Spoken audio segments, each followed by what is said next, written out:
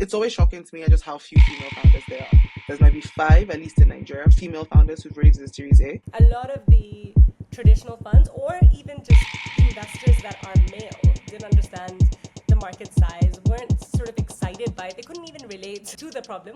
That's Yanmo Omarogbe, the co-founder and COO of Bamboo, and Sneha Mehta, the co-founder and CEO of Uncover.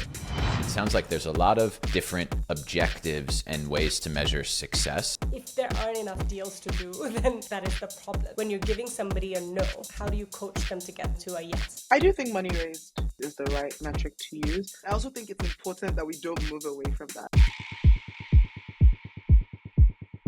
Despite research showing that female founders outperform their male peers, startups with a solo female founder or an all-female founding team raised a mere 2% of all the funding in Africa last year. There is a huge gender funding gap. How do we close it? This episode is the first of a 5-episode series on gender lens investing, co-hosted by Eloho Omame, founding partner of First Check Africa, an early-stage fund backing female-led startups. Each episode of this series will explore a different level of the fundraising value chain. In this episode, we're joined by the founders, Yanmo Omarogbe, the co-founder and COO of the Nigerian investment platform Bamboo, and Sneha Mehta, the co-founder and CEO of Uncover, a direct-to-consumer skincare brand in Kenya. This series is created under the ScaleX project, co-designing solutions to close the early-stage gender financing gap in Africa, an initiative of Make IT in Africa. Make IT in Africa promotes entrepreneurship and innovation ecosystems across Africa for green and inclusive development. The program is implemented by the German development agency GIZ on behalf of the German Federal Ministry for Economic Cooperation and Development. Before we start, we have one small favor to ask. If you enjoy the show and want to support the content that we create, please hit that subscribe button.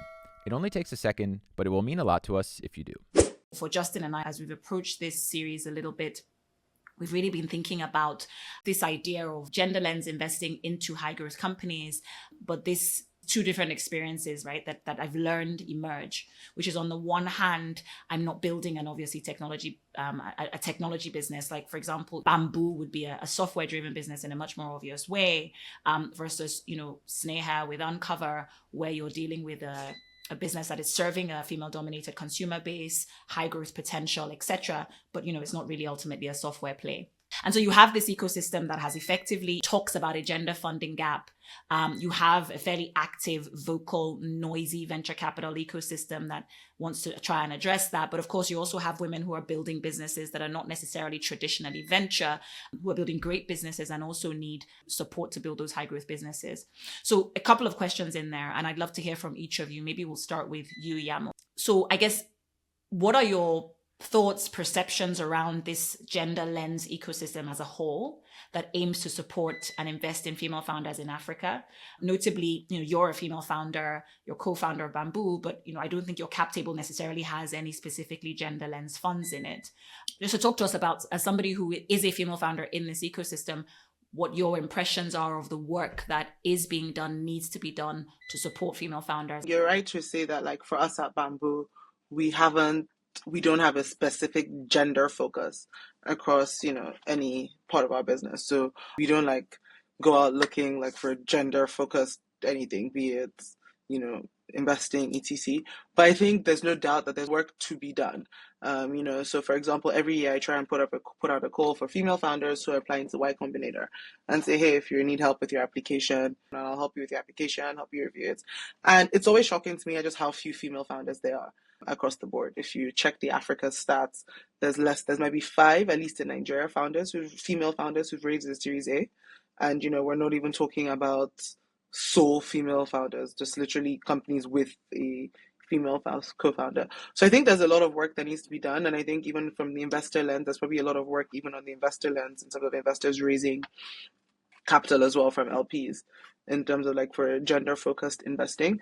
But I think there's still a lot of work that needs to be done in actually getting the cash in the hands of women, either from the lens of getting more female founders on the table and getting more women starting companies, or getting these female founders funded. There's a whole trope around female founders are over advised and underfunded, which I think is true.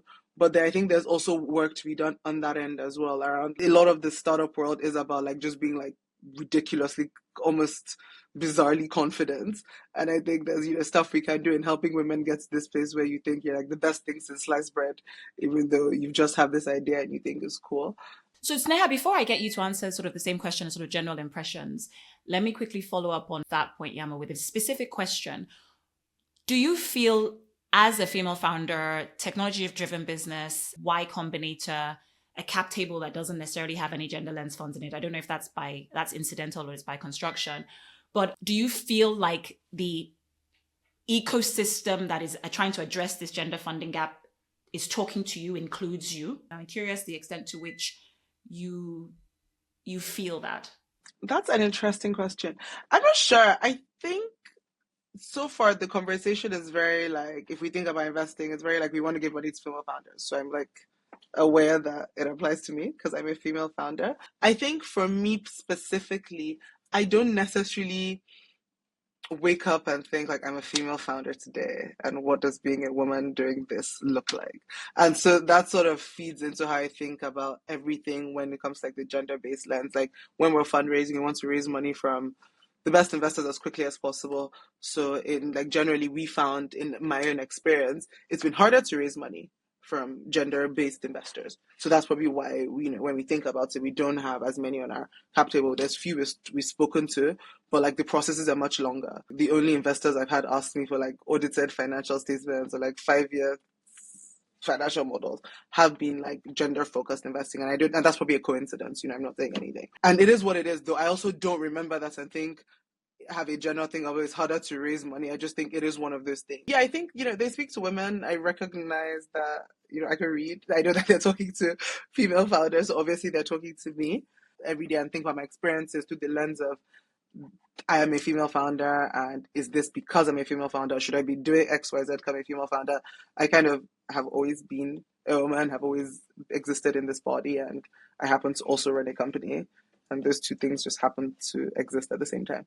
So Sneha, on your side, I guess the company is very different. The story, the narrative from an investor perspective is very different. The cap table looks very different. And the journey is a little bit earlier. You haven't raised a Series A, but I think you're one round before. What are your impressions, your perspective on the ecosystem as a whole, and the extent to which it is talking to you as a female founder, addressing your needs as a female founder, etc.? Yeah, no, I'm happy to share my thoughts, and actually really interesting to hear yours, Yanmo, because our story is actually quite different, and we're a little bit of a different animal. And at the time we were raising, initially, right after we were incubated by Antler, we were definitely one of the first of our kind, sitting sort of incubated by a VC firm with a physical products business, but a digital kind of strategy and a direct-to-consumer platform. People couldn't place us. We also started raising at a time when it was the peak of the fintech excitement and bubble, right? So if you didn't say you were fintech or one of the other hot sectors, and the fact that we said that we had a physical products component, almost kind of cut the conversation with a lot of investors. And we really felt like we weren't able to break that initial barrier of like, oh, you're not pure play tech and software, so I'm just not going to listen. And I think initially we were quite disheartened, to be honest, when we started fundraising. We'd grown really rapidly. We'd shown, decent sort of first traction, but we weren't able to get past that barrier where a lot of the excitement in the industry was for very specific sectors, and we looked different.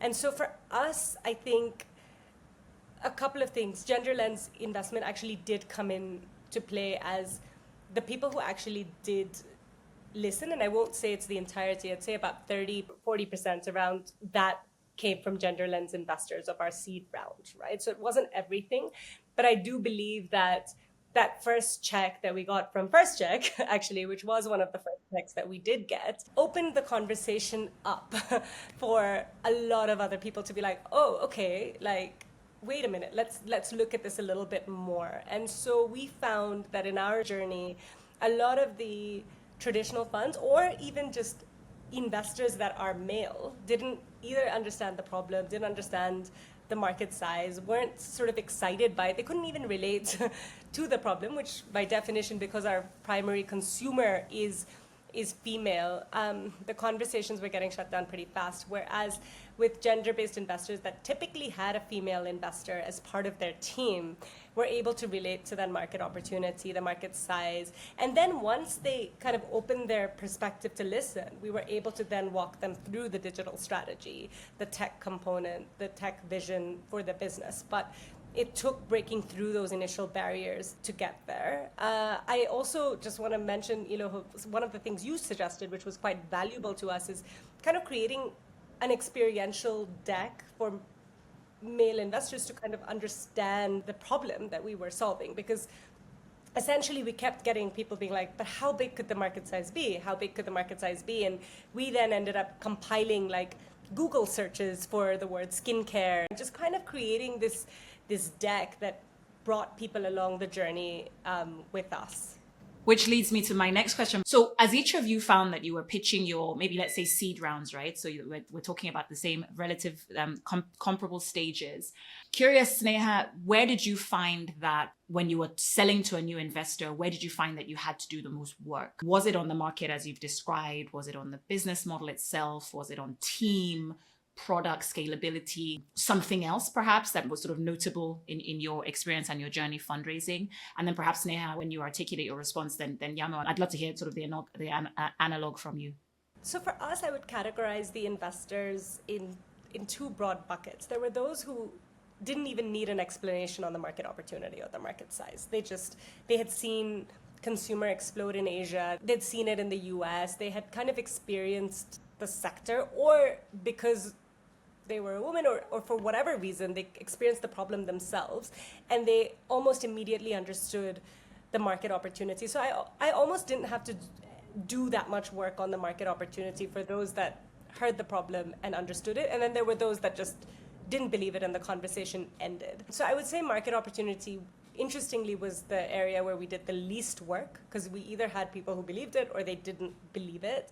For us, I would say there was a lot of work that we had to do around tech, for obvious reasons like we've described, in explaining the digital strategy, because we have a physical products component. So really taking people through our direct-to-consumer platform, our acquisition and retention strategies, our skin quiz, our teleconsultations, our content, and articulating that digital strategy, that plan and vision for digital and tech. That would be the number one section. And I would say the second part was just the working capital side of the business as well. Our business does have a working capital component to it. So a lot of the questions came up on how are you going to target this? How are you going to tackle this? And so we did a lot around cash flow and understanding the cash needs of the business as we'd grow and what they would be. I guess for us, it'll be market, right? Because we do fintech and, Africa fintech. So the number one investor question is always boils down to, do Africans have money to invest, for us anyway? And it's just being able to prove the market, prove the thesis, prove that revenue opportunity. That's been it. Just zooming out a little bit, looking at the sort of goals and objectives of like gender lens investing more broadly, I think the way in which success is typically measured, I suppose, is by looking at how much funding is raised by women founders. And Yanmo, I think you said that maybe you're contributing to the sort of total number for the ecosystem, but it's a bit incidental, and that you don't view yourself explicitly as like I'm trying to raise gender lens. And so I guess if the goal is more money for women founders, there's a question about, should more women start, software businesses, or more women start fintechs, because typically those are the businesses that have raised more venture capital. How do you think about that question? Especially, you talked about trying to mentor and support some women founders to get into YC. Do you think that there should be more women founders starting tech companies? So for me, that's a trick question, because as someone who runs a tech company, I wouldn't advise anyone to start a tech company unless it was your dream. So I'm a big believer in like paths, right? My whole career philosophy is find a problem that like really bothers you and try to solve it. And so for some people, the solution is a tech company or whatever, but for other people, it's not. But I always say a lot of things are tech, right? A lot of stuff is tech enabled. I mean, Sneha is doing a skincare business that is tech enabled. Tech just helps you scale whatever it is. What I do tell women in general is that whatever dream you have, whatever goal you have, there is room to scale it. Like women, we want to encourage women to dream of scale more. I think so. It's not so much as doing a type of business, but it's like dream of scaling, dream that your business that you're currently doing for 100 people on Instagram can go to 1 million people and then 1 billion people. Dream of scaling. And if you dream of scaling, the only way to scale is tech, right?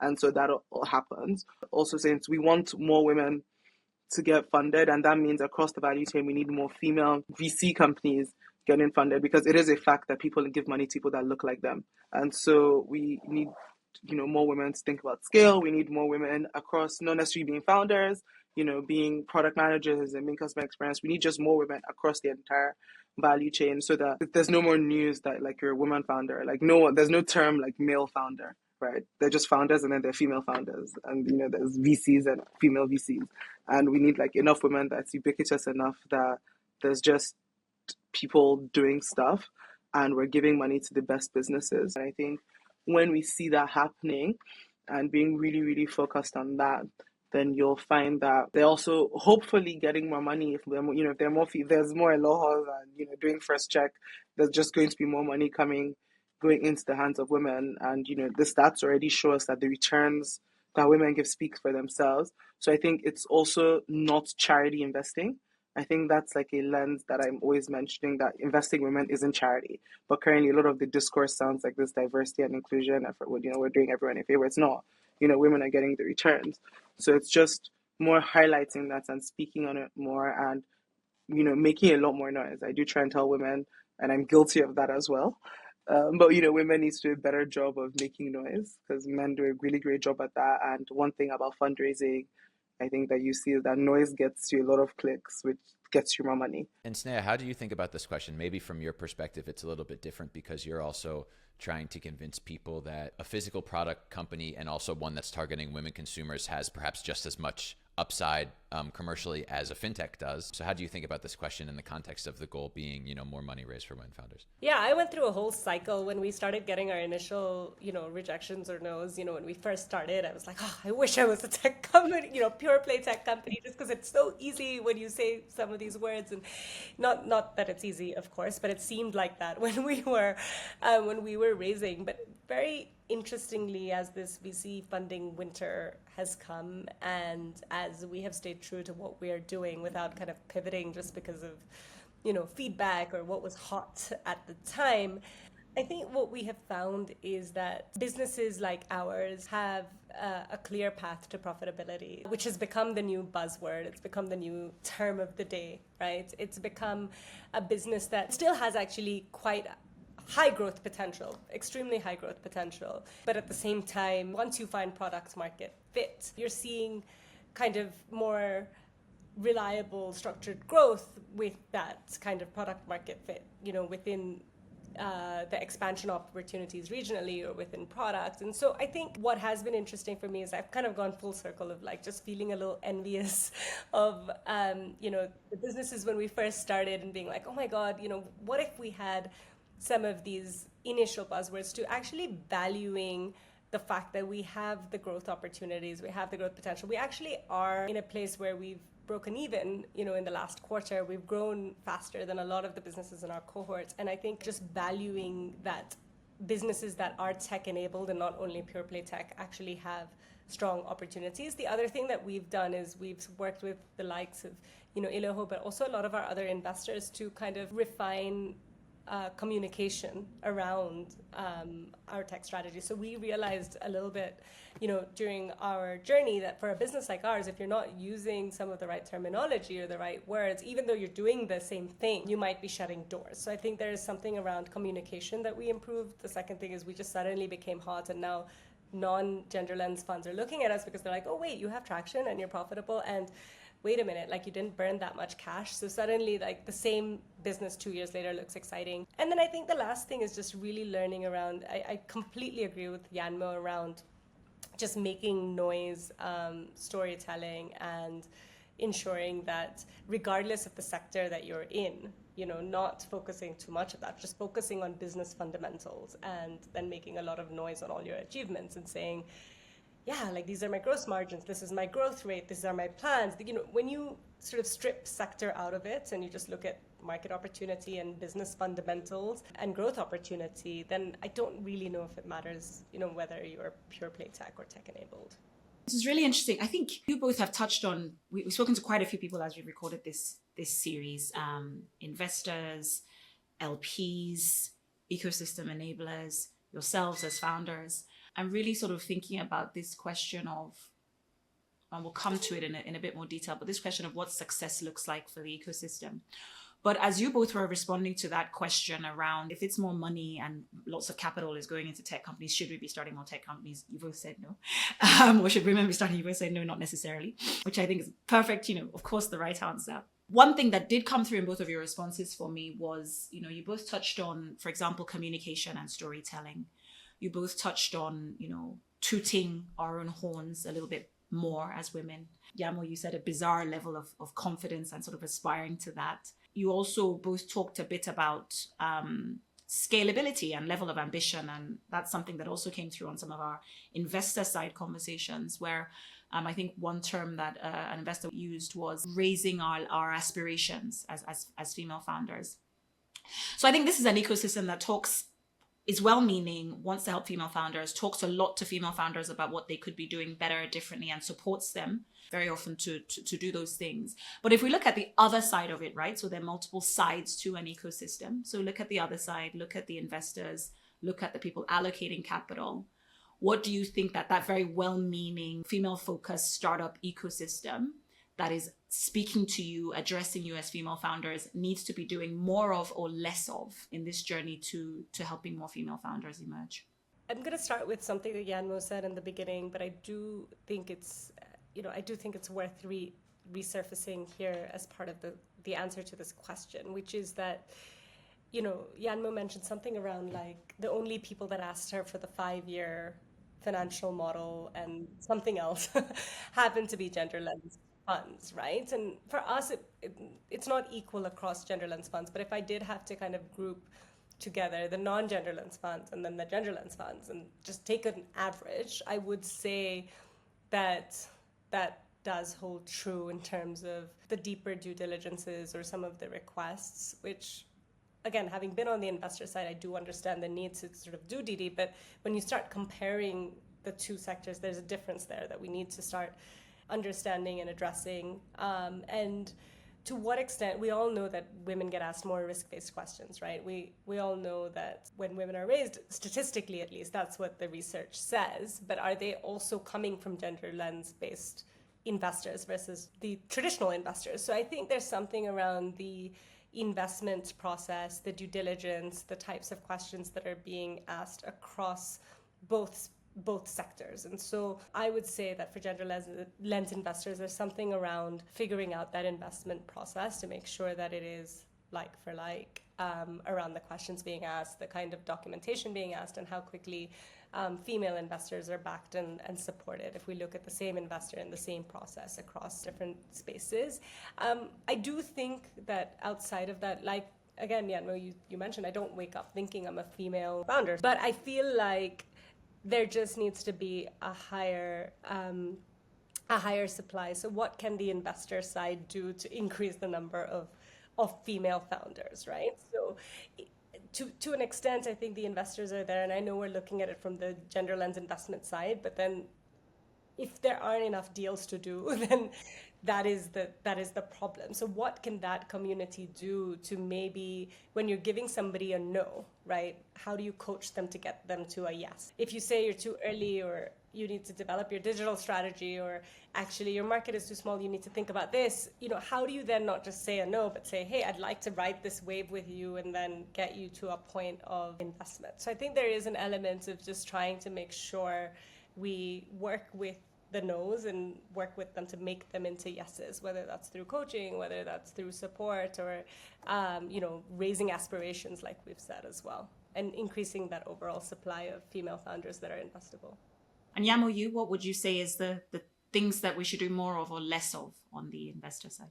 I think I'm going to echo Sneha's last points, even though I don't have any solutions, is we all recognize that we need more female founders. I don't know what the answer is, but more of something that gets us more female founders, because the number is small, and not just female founders starting, the journey, but female founders across the value chain. Because, like I mentioned, when you look, at least I've only actually looked at Nigeria.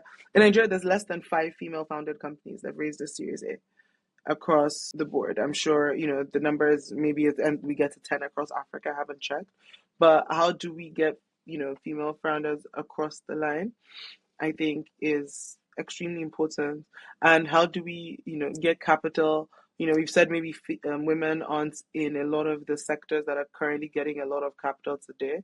And so it's how do we get capital into those sectors that, women are, usually involved in. Sneha, you said something earlier that stuck out to me a little bit, just sort of juxtaposing the experience between a traditional like venture investor and the gender lens investors. And my impression throughout this series has been a little bit of like, it feels like it's a very heavy lift and a lot of work that's happening outside of the investment itself, right? Research, impact metrics, all of these different things. Perhaps that's a requisite part of the process because the reality on the ground is that less funding is going towards women. So there needs to be this justification, there needs to be this extra work, but it also feels like it might be an unintended burden on the entrepreneurs, right? Whereas men can just raise in whatever way, pitch deck, and they don't necessarily have to do all of this extra work. So I'm curious to know what you think about that and that impression of the extent to which closing the gender lens gap is like inevitably creating more work for women founders, whether they identify as, like female founders or not.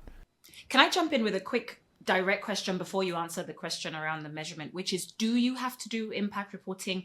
I know that we're one of your investors. We don't ask you for impact reporting, but I think that's because we actually like to position ourselves as, frankly, a mainstream venture capital fund that just happens to be investing in women, right? So I don't actually know the extent to which and what the level of the burden that you have around some of the metrics that you have to submit are. So maybe give us a sense of what that looks like, and then the extent to which it may or may not feel burdensome to you as you navigate your journey vis-a-vis your non-female peers. So yeah, exactly that. Eloho, with First Check, of course, we literally just sort of do our quarterly reporting and jump on calls, and so it can vary from that, as a gender lens fund, to those that actually do have the metrics on percentage of women employed, percentage of women in leadership positions, percentage of, gender wage equity and things like that. 3 to 5 metrics to report on. And then if you do add sort of climate or any other additional aspect of the fund onto gender lens, so if they're gender lens plus climate or something like that, then there are additional metrics. But I think to your question, one story keeps ringing to me. I was out for dinner with a founder friend at the end of last year, and I was discussing something around reporting and a question that I was getting from an investor, and he was like, whoa, like my investors would never ask me that. And that was literally the tone of the reaction that I got. And I was like, really? And he's like, but they asked you that? And I was like, yeah. And so I don't think I ever realized, because again, like Yanmo says, and like we've said, I don't wake up thinking about myself as a female founder or that I've got a gender lens investor. I'm sort of running a business and I have investors and they happen to be who they happen to be. And it just kind of ended up the way it ended up. And I've only had this one experience, so I can't compare it to anything until I had this dinner. And I was like, oh, is it not normal for me to be asked some of these things? So I do think there's something in that reaction. And Justin, what you've been uncovering is part of this series, and Eloho, there definitely is something there, right? Like the types of questions, the types of requests that are coming through are probably more onerous, and that I can only benchmark by speaking to a founder that is not me.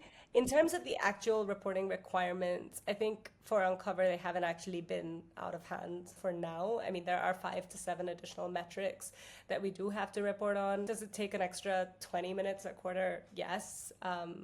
It's a bit more onerous, but it doesn't sort of change our day-to-day life majorly. I'd say the only other thing is if we ever do have an investor reply to us for a follow-on request, it probably will be, one of the funds that did the deeper DDs or did have those requirements. So most of our other investors will probably read it and not reply, or reply with a one question or something like that, but rarely will sort of ask for more data.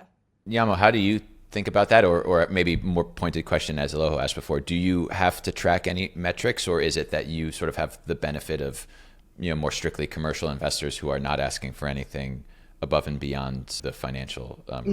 Yeah, we never have to do that. Sorry. Like, I was listening to you going like, huh? Yeah, we don't have to do that. We track percentage of the company that's women because I always like it's always like fun and interesting to know. And because we've been 50-50, we've been like hovering around 50-50 for a long time. So we always just watch it. And it's like a fun, like inter office thing. But that's also just happened in terms of our company being 50-50, including like engineers. So we haven't had to. But I mean, like we had the same points around the fact that when we were trying to raise our Series A, we spoke to two gender focused funds, and we literally closed the round before they could finish doing DD. We were sending out emails saying, sorry, the round has closed, and they were still sending like document requests. So that is true. I mean, I obviously get why that happens, or I can like sort of rationalize how that ends up happening. If women are getting less capital, even from like the VC level, they're probably having to also be more careful with capital and probably having to answer a lot more questions about said capital. So I definitely see how it happens and how it's a knock-on thing. But we haven't had to do extra reporting work just because we don't have any gender-focused investors. But there's stuff we track internally. And for what it's worth, I know it might be a little extra work, and this might be speaking from the lens of someone who doesn't have to do it like every month. But I think it's work that's necessary. If you think about, the ecosystem and the space and the fact that we're all talking about we need more women and we talk about gender equity, I think one thing that's just fact that matters is like no one ever gives you anything for free, right? And you also don't want to be in this space where people feel like it's charity to hire women or like invest in women or whatever the different impact and ESG metrics. And we're still at the early stages that mean that you can't change anything you're not tracking. And so I do think it's work that's necessary for companies to, which is why we track internally on our own, for companies to have a handle of this and measure it and, not be in those situations where you're like, oh my God, I didn't realize this was going on. I do think it's very, very necessary so that it's in people's consciousness. If you have a 10% women in your company, it should be something that slaps you in the face every month that you realize and think, shit, I need to change that. So again, probably privilege of not having to do the reporting every month and like tracking it internally. But I do think it's tracking and it's something that is necessary. And I would encourage people to keep a handle on it. Yanmo, I love what you've just said about you can't, I guess, improve what you don't measure type thing. The tracking and the reporting and the requesting being necessary work on this journey. I'm going to ask you both a little bit of a bit of a provocative question, which is we're all investing in building businesses in Africa, a massive continent that has massive deficits, massive consumption gaps, and both of your businesses in different sectors are fundamentally addressing that in some way. Across the different conversations, including even this one today, we've referenced impact metrics, we've referenced tracking, we've referenced in some conversations with investors, thinking about financial return as a necessary condition for how they think about their investing, but not necessarily a sufficient one, and sort of social impact or social returns and social impact measurement being a critical piece of how they also think about their investment frameworks, etc. To what extent do you think about, not to oversimplify, but the mere fact of your existence in this sort of difficult ecosystem which doesn't have that much capital to begin with, right? And like I said, has these massive opportunities and these massive deficits. To what extent do you think about the mere fact of your existence as a female founder building a large company in Africa or aspiring towards building a large company in Africa impact enough? Or do you feel an added responsibility or impetus as a female founder to think about some of the things that, Yanmo, you were just describing? So what does my team look like? What does my product strategy look like? What does my acquisition look like? How do I get more of my product into the hands of women? Is that something that you feel burdened by on a day-to-day basis? Or do you think actually me being here, me being a role model for other women, me inspiring other women to build these large companies is actually a wonderful impact and that's potentially enough? It's a mixed bag because I like to help female founders to the extent that I can, but I don't think I think about it generally. So I don't like hire thinking like I need to hire a woman in this role. But then we also happen to have to be like 50-50. And this is like including the engineering that's like across the company, Bamboo is a 50-50, women. There's more women on the board of Bamboo than men. And our management team has 50-50 actually, or there might be one more woman it's very close 50-50 across the company. But it's just happened. There hasn't been like an intentional thing. And it might just be like a fluke, but I do believe that if you actually just focus on hiring the best people, you know, half the world is women. You probably end up, you know, hiring more women if you don't focus on it. But you know, it's something that's important to do. I do think like as women who generally have made it, made it, you know, whatever that means, we generally have a responsibility to help other, you know, help other women. You know, I think it's something that happens with like Black people or people of color in like specific spaces where you feel a responsibility to, you know, each one lift one. I don't think I do enough. I guess that's where the hesitation. You know, I don't think I do enough. I think there's still so much to do. I do think there is something to be said around just like the fact that we've been able to build businesses as women and do things as women should encourage other women to, you know, realize that the world is your oyster and there's not a lot you can't do. But I generally shy away from the general concept of being anyone's role model. But to the extent that, you know, you look at me running a business and it makes you want to run a business too, then yes. So that also, and I think that is true. And, you know, by virtue of the work we do as well at Bamboo, I also feel like the work we do is a lot of where my ESG goes to, like, you know, trying to help Africans build wealth and give them access to investment options. And for us, an important mission. And that's probably where we spend a lot of time thinking about how do we make it easier and faster and more secure and get more people. So that's my part I'm trying to play. If we get more people that have money, then they can decide what they want to do with that money and take more charge of their lives, both, you know, women as well.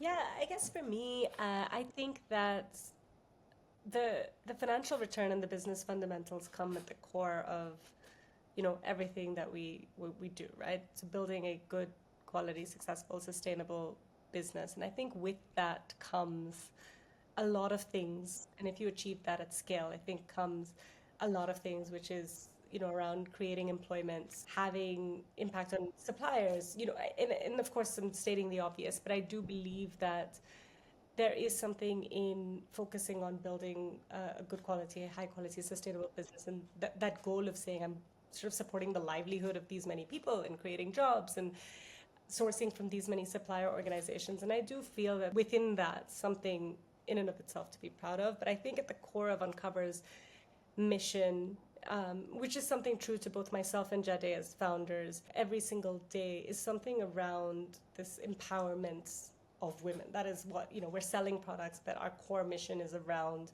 empowering women to be more confident. Now that could be in becoming entrepreneurs or being confident in the way they look so they show up better for an interview, or it could be in inspiring them to believe that if they're a mom, they can be an entrepreneur. And that's kind of almost core to our product offering and what we're building as a company. And so for us, I say we just put a lot of emphasis on culture. And at an early stage, you know, as a company, we actually engaged an HR consultant. We're being really intentional around the kind of workplace that we are creating and how that enables women who are young moms or otherwise, because both founders are actually young moms in our company, to come to work and to be able to be part of a high pressure, high performance requirement startup, but then still also manage their personal life.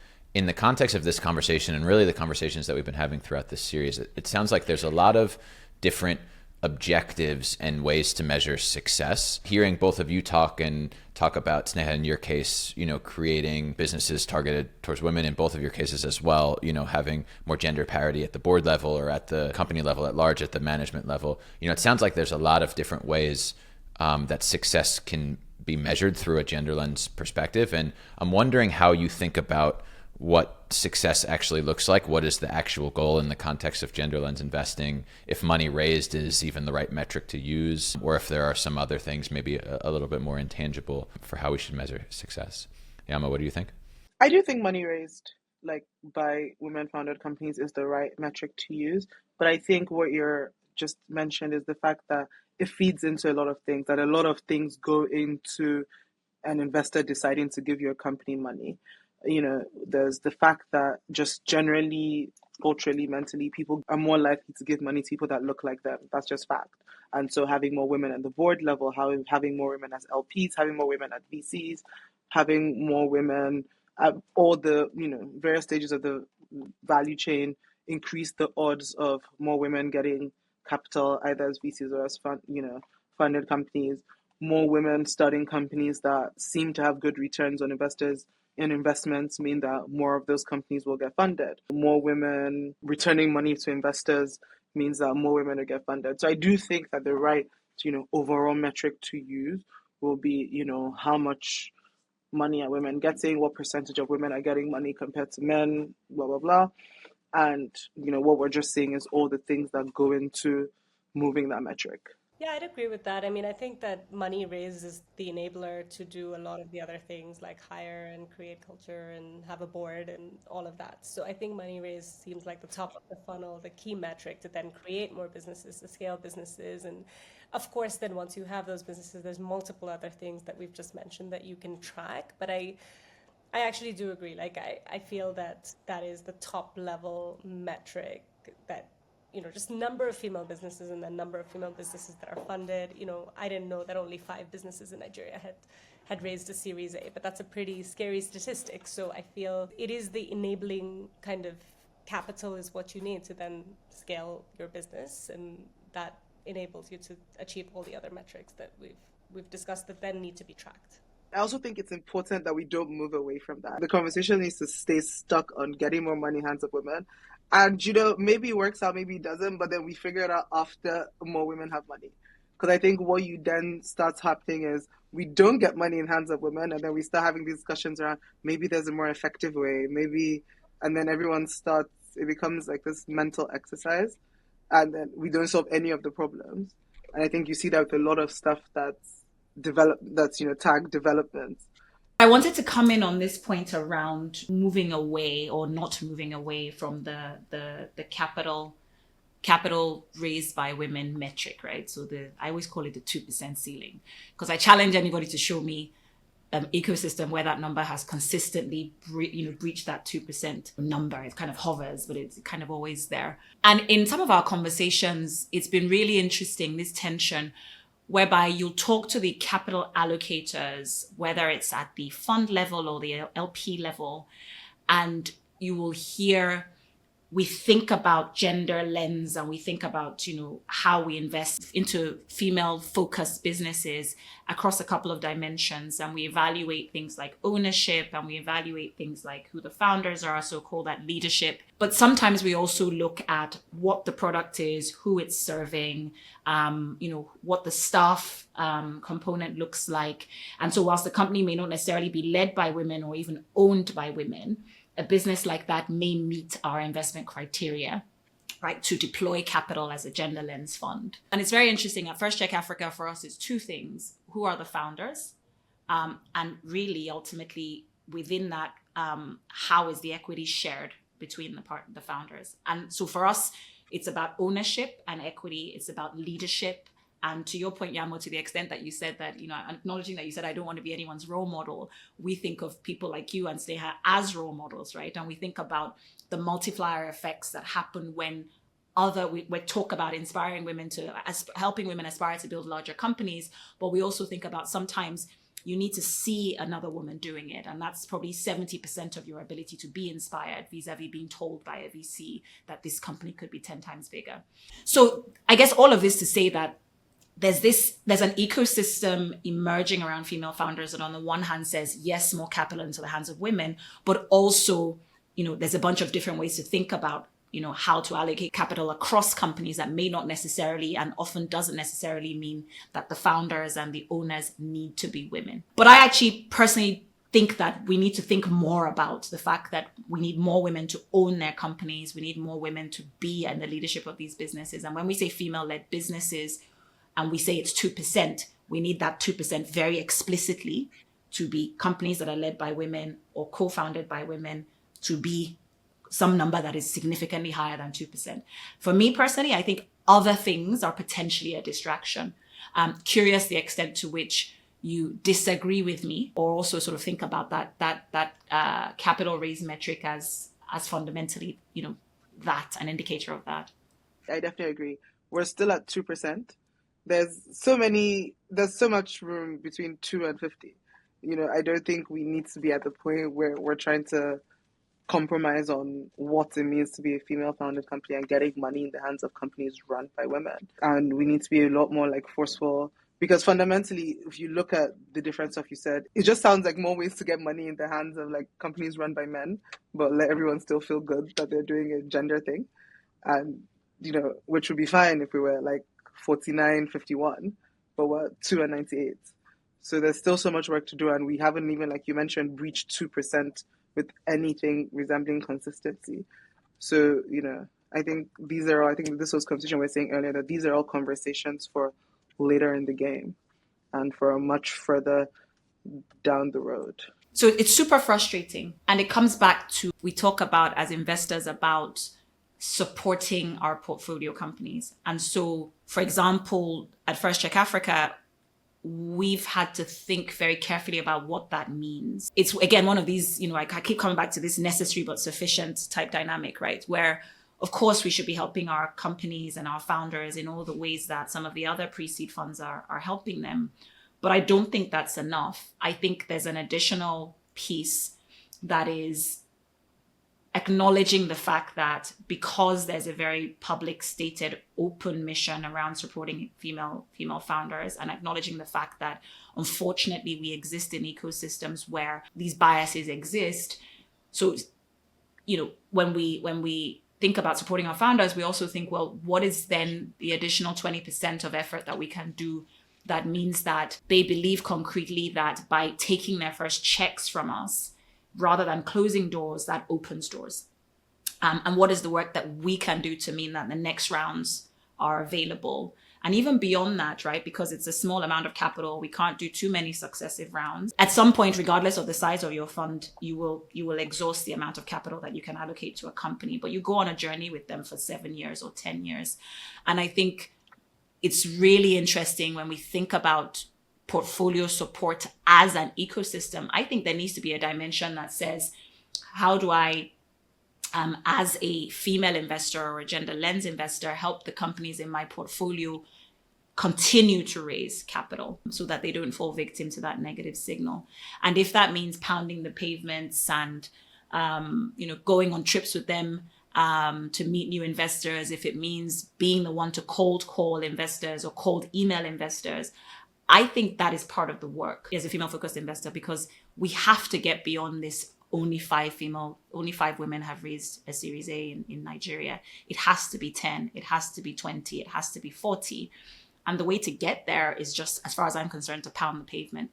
I think it's all the stuff that is already happening, but I actually think it's a little bit more to help more women into the mainstream of funds. For each episode of this series, my co-host Eloho Omame and I sat down for a retrospective conversation to reflect on the insights shared by our episode guests.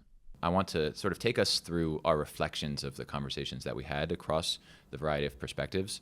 We looked across the value chain, from entrepreneurs, angels, fund managers, LPs, and ecosystem builders. And I thought that there was an interesting approach to take as it related to where the interventions needed to happen. So our first episode was entrepreneurs. And I left that conversation thinking that is the most important place to focus, right? Everything we're talking about in the context of gender lens investing is in service of the entrepreneurs. So I want to start there.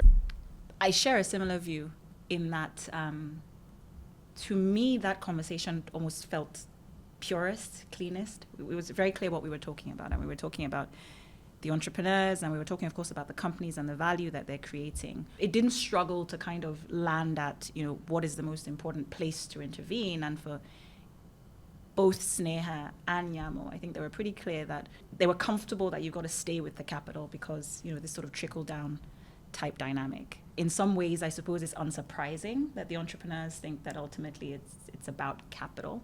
It's unsurprising that I'm sitting there as a venture capitalist who tends to sort of think very sort of, comfortable in a sort of a venture world, that it should be the capital. But there's lots of really interesting and I would say worthy work as people think about the different dimensions of kind of gender lens and impact and female representation and things like that. Yeah. I am curious to get your perspective on different experiences that they have as founders, right?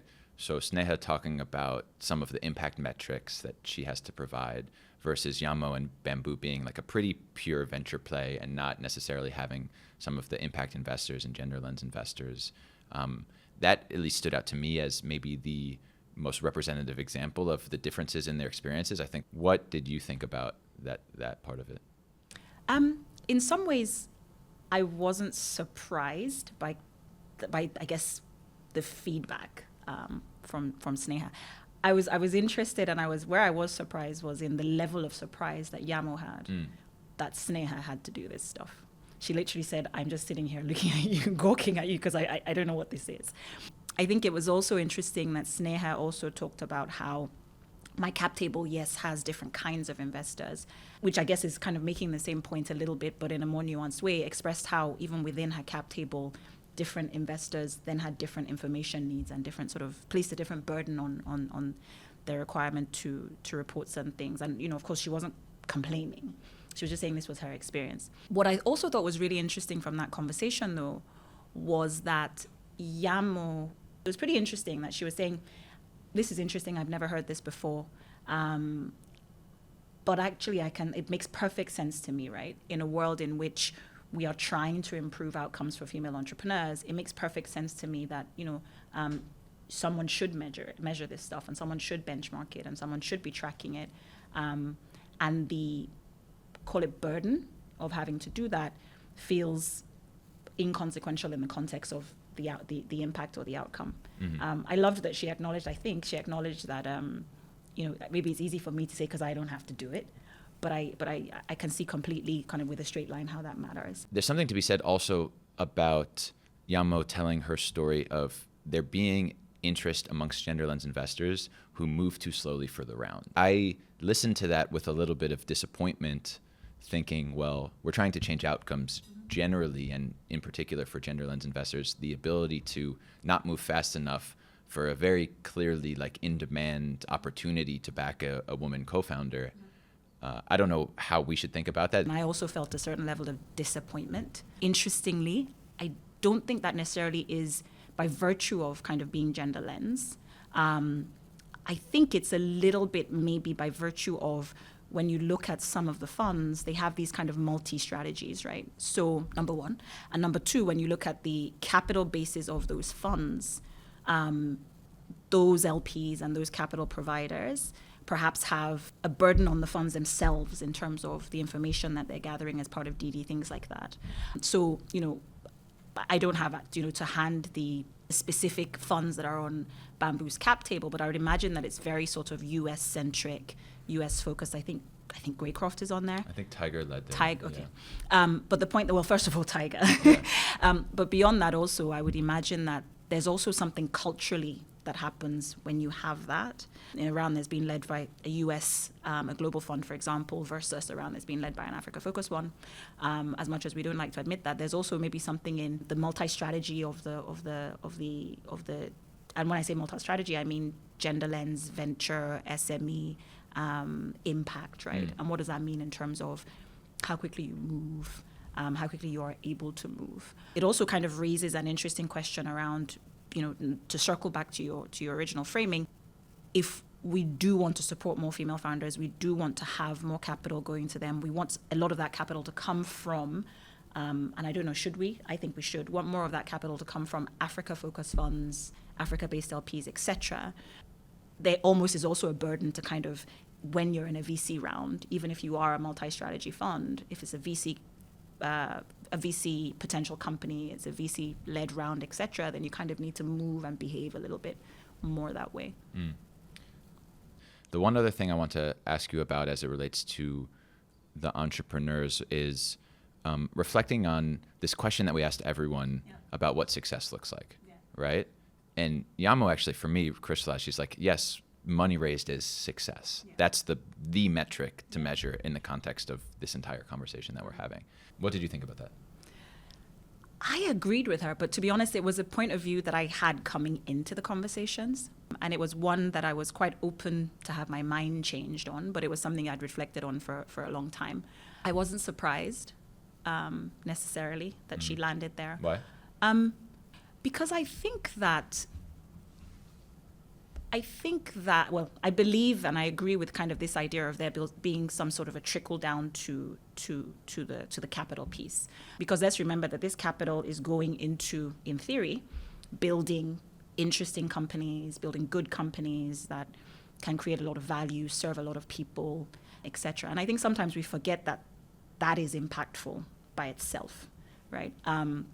If Bamboo and or Uncover, both of them are successful, what's happened is they found a market need, they served it successfully, they've built large companies, they've employed lots of people, they've created founder role models, etc. And you can't decouple that from the capital piece, right? I think there's also and I think Yanmo made this point, and I'm probably going to fluff it up, but she made this point, I thought, really elegantly, which she said, at the end of the day, it's still 1% or 2% of capital, right? So we can have a conversation about whether or not we should talk about other things when it's 49% and 51%, but it's 2%, and that's work enough. Yeah. And so, shifting around and measuring many, many things as important as the capital piece was something that didn't make sense for her. And to be honest, I agreed with it. Yeah. I shared with you just earlier, Maxime Bayen and the African New Deal, they put out a post recently just looking at gender lens in the African context. So they were looking at the funding allocations this year. So looking at all of the rounds, 11% went to gender diverse teams, 1% went to solo female founders, and 1% went to all female founding teams. So 2% total went to a female founding, either multiple founders or solo female founder. Yeah. In Africa. Yeah. Yeah. And so that is in line with those the are the numbers. Yeah. It's in line with the global. Yeah. So I always say to people, in some ways, and you kind of, that 2% in the context of the absolute size, which is 3 billion, is actually also pretty shocking. But in some ways, we're not different from many other ecosystems. Mm-hmm. I think that 11% number is a little bit lower than it was in the last couple of years. I think it was roughly at about 17%, i.e. the amount that goes into into mixed gender teams. But that 2%, what I always call it the 2% ceiling, it's sticky, it's pervasive, it's not, it's not unique. It's unfortunate. 2% in a world in which I think I was looking at the number, the 2%, if I'm not mistaken, in the US is equivalent to roughly about $5 billion of capital, whereas Africa as an entire ecosystem, 2023, was roughly, if I'm not mistaken, $3 billion of capital. So 2% of 3 billion is a pretty scary number. Yeah. 2 years ago, 2% of 5 billion was $50 million, right? So that was also, I remember just shivering when I heard that number, and we're sort of 30 now. Yeah, so the takeaway really is we're at 2%. 2% is so far away from 50 that why are we even talking about anything else? Yeah.